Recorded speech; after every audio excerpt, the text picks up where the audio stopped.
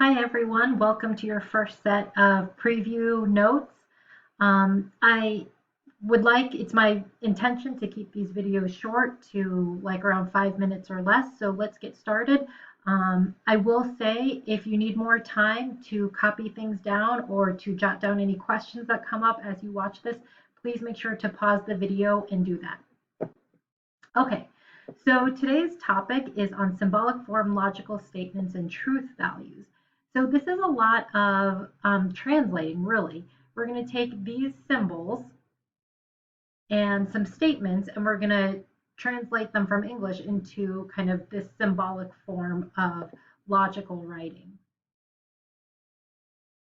So, for example, if we have a statement that a student named Charlotte attends BDHS and that, Charlotte is a sophomore, we're going to take these two statements, and P, Q, R, those are the most common letters that we use to represent any statement. Our first statement, our premise is Charlotte attends BDHS. Our conclusion or our Q is Charlotte is a sophomore. Then to combine them into a compound statement using conjunction, we would use the statement and, we would take our P, Charlotte attends BDHS and is a sophomore. Symbolically, it would look like this. We have our P first, we have our symbol for and then we have our Q. Okay. For disjunction, which is an or statement, we would do the same thing except connect them using the word or. Charlotte attends BDHS or is a sophomore. So symbolically, this would look very much the same, except we have the symbol for or, which looks like a V. Okay, we're going to do more practice with this in class. So let's move on. A conditional statement is a compound statement that is in the form of an if-then. So the hypothesis or premise or our P statement comes first, and we start it with the word if, and then it follows with our conclusion, which comes after the word then. Hopefully I can make this show up again. Okay, there we go. So Juan studied for his test. That's our first statement. And Juan passed his test is what it should be. There we go. Okay. So if we create our statement, if Juan studied for his test, then he passed it. That would be a conditional statement, something that occurs only under the condition of the premise, meaning this doesn't happen unless this happens. Symbolically, this looks like this. We have a P, just like before. We have our Q, and it's separated by this arrow, showing that when this happens, then this happens.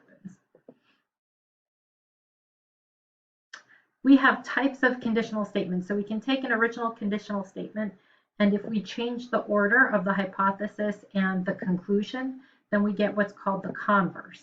So this is going to look very similar symbolically, except we have if Q, then P, because we are changing the order.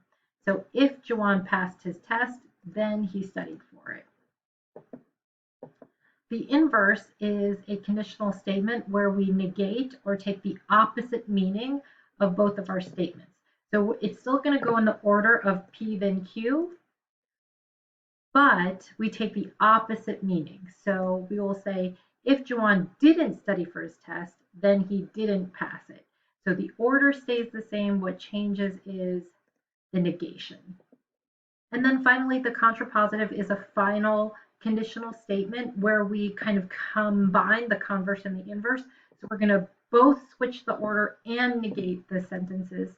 So we get, if Juan didn't pass his test, then he didn't study for it. So we have an if not Q, then not P.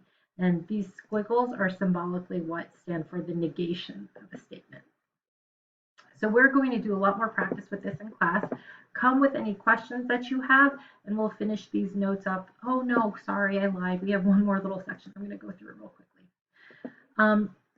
Equivalent statements are any two statements that have the same truth value, meaning they're both true or they're both false. So we have one statement, two lines intersect to form a right angle, and two lines are perpendicular. If I combine these into a conditional statement, we can say if two lines intersect to form a right angle, then they're perpendicular, or if two lines are perpendicular, then they intersect to form a right angle. This is a conditional statement, and this is its converse that we just learned up above. Both of these two statements are true, so they are what we call equivalent statements. A counterexample would be any example that would prove a statement false. So both of these statements are true, so I'm going to give you a different example. It says, if your birthday is in the summer, then you were born in August. Well, that's not always true because there can be people who are born in July or in June, and any of these people would be a counterexample to this conditional statement. So it's any example that proves a statement is false. And then finally, the last term we're going to talk about today is a biconditional. A biconditional is a statement that exists only when both the original conditional statement and the converse are true. So for example, in this case up here, both the original and the converse were true. So we can replace the if then, we can replace both those statements with a single statement joined by if and only if. So two lines intersect to form a right angle if and only if they are perpendicular. And to abbreviate if and only if, we can write it an if with two F's, which is kind of fun. And then symbolically, we have P and then Q, but it's joined by this double arrow that indicates a biconditional statement. Okay, we went over. I'm so sorry for that first set of notes. Come with any questions and we'll talk about it more in class.